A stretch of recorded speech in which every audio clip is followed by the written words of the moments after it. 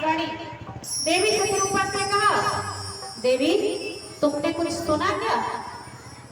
बोले हाँ महाराज मैंने सुना, अभी अभी तो बोला प्रभु ने मांगू मांगू बर भवानी और परम गंभीर कृपामृत साई।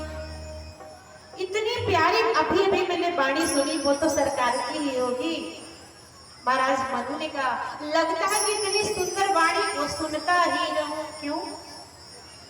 क्योंकि राम जी की जो वाणी है ना ऐसी ही तो प्रिय है।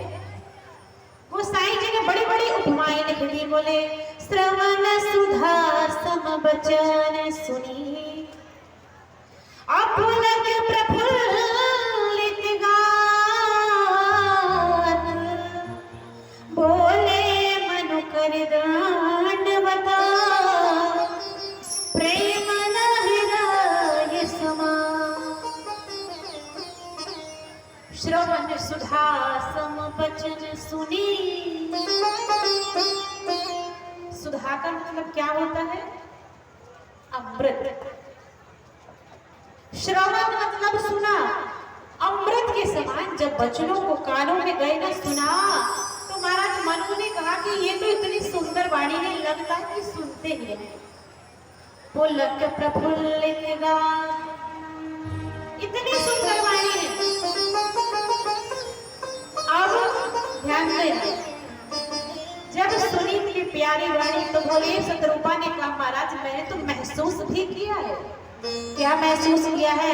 अरे बोले आपने फील नहीं किया क्या? हाँ क्या फील नहीं किया? अरे बोले हमारी बॉडी तो देखो जो सूख गई थी, हड्डी हो गई थी, हष्ट पुष्ट तन भय सुहाए। महाराज हमारी बॉडी पहले जैसी हो गई है। ठीक है, वहां पर राम जी अपनी आकाशवाणी कर रहे हैं, राजन वरदान मांग लो। जब ऐसा कहा तो महाराज मनु ने कहा, बोले मनु कर दंडवत प्रेम न हृदय समान। बोले महाराज ये आकाशवाणी से काम नहीं चलेगा। अरे भाई 23,000 वर्ष तक केवल सुनने के लिए थोड़ी मैंने तपस्या की, तो फिर क्या करूं? राम जी ने कहा फिर क्या करूं? अरे बोले महाराज पहले दर्शन तो दो। भक्त बड़ा होशियार होता है, और महाराज मनु जैसा भक्त। महाराज 23,000 वर्षों से केवल सुन के काम थोड़े में चलेगा, सामने तो आओ। ओ भाई आप कह रहे हो कि वरदान मांगो, अब मैंने वरदान मांग लिया और अगर आपने नहीं दिया तो भाई मैं अदालत में जाके कंप्लेंट किसकी करूंगा? क्योंकि मैंने तो किसी को देखा ही नहीं। प्रूफ तो होना चाहिए ना, आजकल बिना प्रूफ से कुछ सच्चाई कितनी भी प्रूफ नहीं है तो केस हार जाते हैं कोर्ट में। परमात्मा पहले दर्शन दो, पहले प्रूफ दो कि आप मेरे वही राम जी सरकार हो कि नहीं। प्रभु ने कहा, राजन मैं कौन से रूप में सामने आऊं? क्योंकि मेरे तो बहुत सारे रूप हैं। हाँ एक हो, अगर कोई एक रूप हो तो मैं आ जाऊं। अब तुम ही बता दो मनु कि मैं कौन से रूप में आऊं। मनु ने कहा ठीक है मैं बताता हूँ कि किस रूप में आना है, आप नोट करते जाओ मेरी लिस्ट। हाँ महाराज मनु ने बताया, बोले आप उसी रूप में मुझे दर्शन दो जो स्वरूप बसे वो शिव मन मानी, जो स्वरूप बसे शिव मन मानी।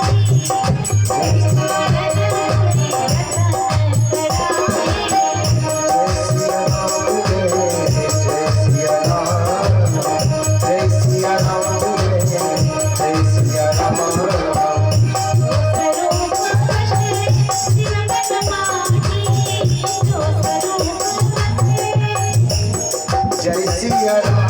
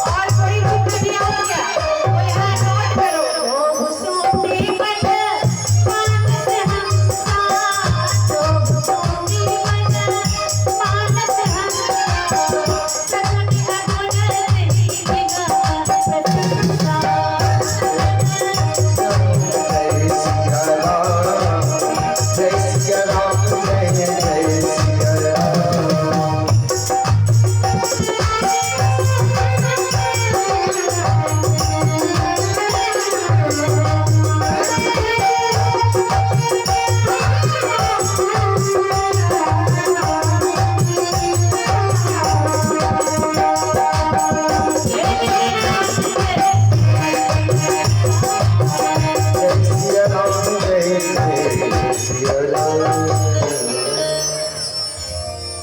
प्रभु को लिस्ट नोट कराई, बोले जो स्वरूप बसे वो शिव मन मान। जो परमात्मा भोलेनाथ के मन में बसता है ना, आपका रूप उसी वाले में आना है। और बोले जयकार मुनि जतन कराही। जिस रूप को प्राप्त करने के लिए ऋषि मुनि पूरा जीवन परित्याग कर देते हैं ना, उस रूप में मेरे सामने आओ। राम जी ने कहा और कौन सा? बोले जो भुसुंडी मन मानस हंसा और सगुने प्रशंसा। अरे जो काकभूषण जी के मन में बसता है ना आपका स्वरूप, उस वाले में मेरे सामने आ जाओ। अच्छा ठीक है, राम जी आज प्राकट हो गया महाराज मनु के सामने, हमारे प्रभु श्री हरि का। जैसे ही प्राकट हुआ, दर्शन किया, महाराज मनु और शत्रुपा के नेत्र फटे के फटे रहे। आप कहोगे कि ऐसा क्या हो गया? बोले राम जी इतने सुंदर है कि महाराज मनु और शत्रुपा भाव विभोर हो गए और बहुत देर तक समाधि लगी। चेहरे को देखते देखते इतना मनोहारी छवि है ना। अभी आगे कथा आएगी, जब राम जी विवाह के लिए पहुंचे थे ना रंगभूमि में, सीप गुधारी देख रूप मोहे नर नारी। मिथिलापुर के लोग पागल हो गए, बावरे हो गए, देखते रह गए राम जी को, इतने सुंदर है मेरे राम।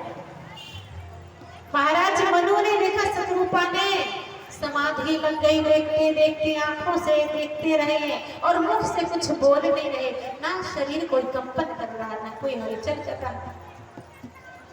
आप कहोगे इतने सुंदर है क्या? जरा बताना तो होगा कितने सुंदर है।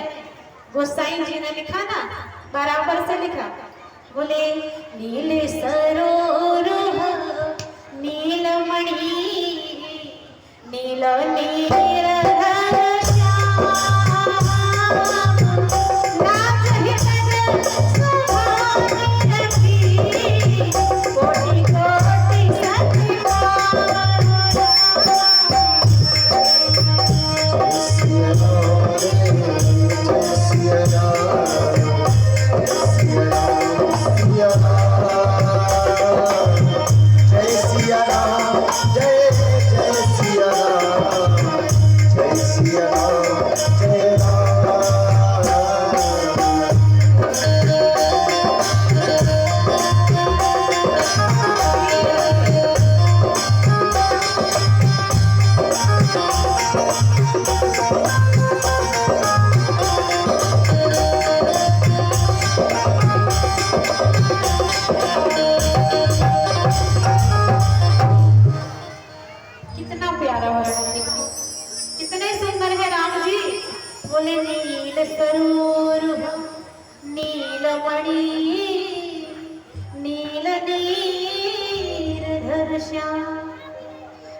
कोटि तन शोभा रखी कोटि कोटि सतका। देखो देवताओं में सुंदरता के मामले में कामदेव को कोई टक्कर नहीं देता, नहीं देता ना। सबसे ज्यादा सुंदर, अतीब सुंदर कामदेव हैं देवताओं में। लेकिन यहाँ पर गोसाई जी ने लिखा, बोली लाज ही तन शोभा रखी कोटि कोटि सतका।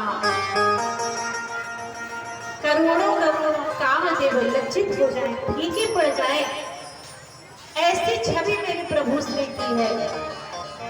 और जब इतने सुंदर प्रभु को देखा, समाधि लग गई। प्रभु ने कहा महाराज मनु जी की थोड़ी आंखें खुली, देखते देखते ना एकदम समाधि लग गई। क्या हुआ प्रभु? अरे बोले महाराज 23,000 वर्षों से समाधि में हो, फिर मत चले जाना। इसी समाधि से वापस लाने के लिए तो आया हूं मैं आपको, आप फिर से जा रहे हो। फिर मनु जी ने कहा थोड़ा रुको ना, भी दर्शन तो करने दो। दर्शन करूंगा।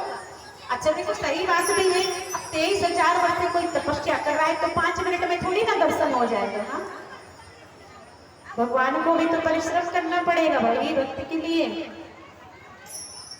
मनु ने 23,000 वर्ष तक किया। महाराज आप तो 23 ही मिनट में घबरा गए। राम जी से कहा 23 मिनट सही खड़े हो ना, थोड़ा थोड़ा। राम जी चुपचाप खड़े हो गए, क्योंकि भगवान भक्त के सामने बिल्कुल नादान बन जाते हैं। जैसा भक्त कहे वैसा करना पड़ता है। आप लोगों ने सुना होगा ना भागवत में, भगत बिना वो कुछ भी नहीं है, भगत है उनकी जान और भगत के वश में है श्री राम। भगवान खड़े रहे, 23 मिनट हो गए, 24 हो गए, 25 हो गए, 1 घंटा 2 घंटा। राम जी ने कहा महाराज बहुत देर से खड़े हैं, हम तो मंगा लो वरदान। अरे मनु जी ने कहा थोड़ा और खड़े हो जाओ, क्या फर्क पड़ता है, जब हम वर्ष शास्त्र त्यागो सो उठाड़िए रहे एक पकड़ो। जब 10-10 हजार वर्षों का नाम आपने एक पैर पे खड़े रहे, तब आपको हमारे ऊपर दया नहीं आई? हाँ, और खुद दोनों पैरों से खड़े हो फिर भी आपको कष्ट हो रहा है। शांति से खड़े रहो, हमें दर्शन करने दो। छवि समुद्र हरि रूप मिलोगी, छवि समुद्र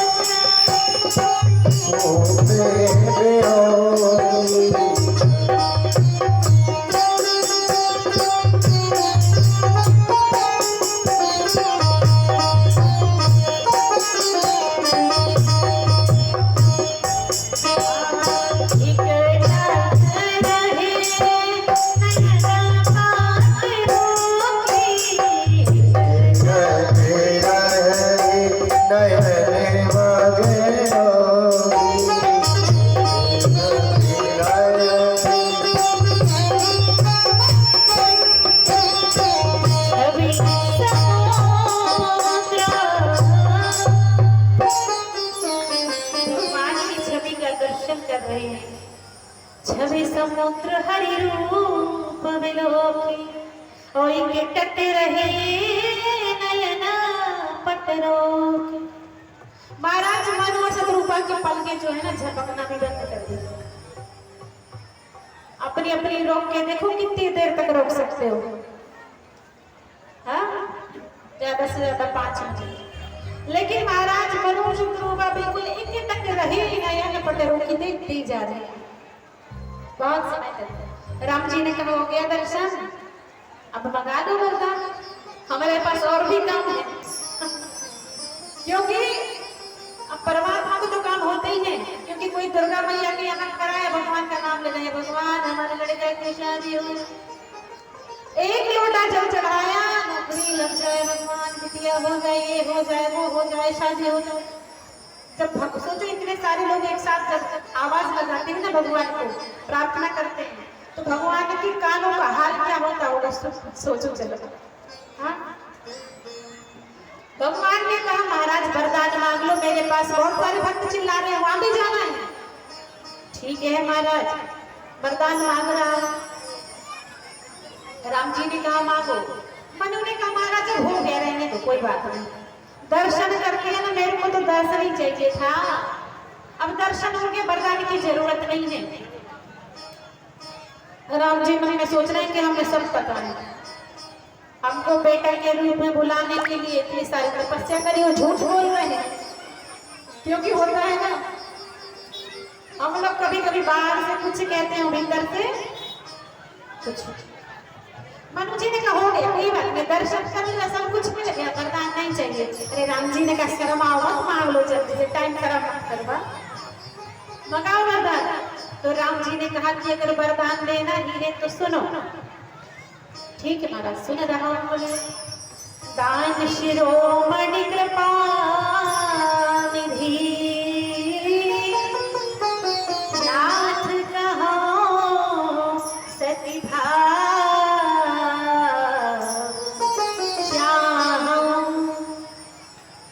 ने कहा क्या चाह रहे हो?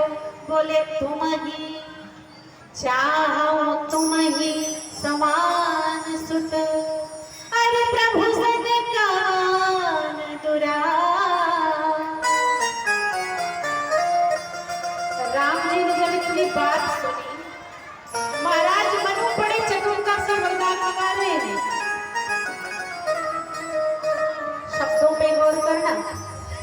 बोले चाहूं। राम जी ने कहा क्या चाहते हो? अरे बोले तुम्हें चाहते हैं। राम जी ने कहा अच्छा ठीक है, हो गया इतने ही? अरे बोले समान सुत। ए भगवान, मतलब तुम्हें भी चाहता हूँ और तुम्हारे समान क्या चाहता हूँ? सुत भी चाहता हूँ। राम जी ने कहा भाई ये कैसे पॉसिबल हो जाएगा, क्योंकि मेरे को भी मंगा रहे हो, मेरे समान भी। राम जी ने कहा कि हम तो ओनली वन पीस हैं, हम तो केवल एक हैं। एक हो ब्रह्म द्वितीय नास्ति। राम जी ने कहा मैं तो केवल एक ही हूँ। अब आप कह रहे हो कि आपके समान भी चाहिए और आप भी चाहिए, तो ऐसा करो ना हमारे से बस काम चला लो, अपने जैसा कहाँ ढूंढते फिरेंगे। राम जी ने कहा बड़ा प्यारा भाव, मनु मैं तो आ जाऊंगा, लेकिन थोड़ी दिक्कत है। बोले आप सरिस खोजो कहाँ जाए, आप सरिस खोजो जय सिया राम जय जय सिया राम, जय सिया राम जय जय सिया राम। आप सरिस खोजो कहाँ जाए, आप सरिस खोजो कहाँ जाए, जब तब तनाए हो मैं आए। जय सिया राम जय जय सिया राम, जय सिया राम जय जय सिया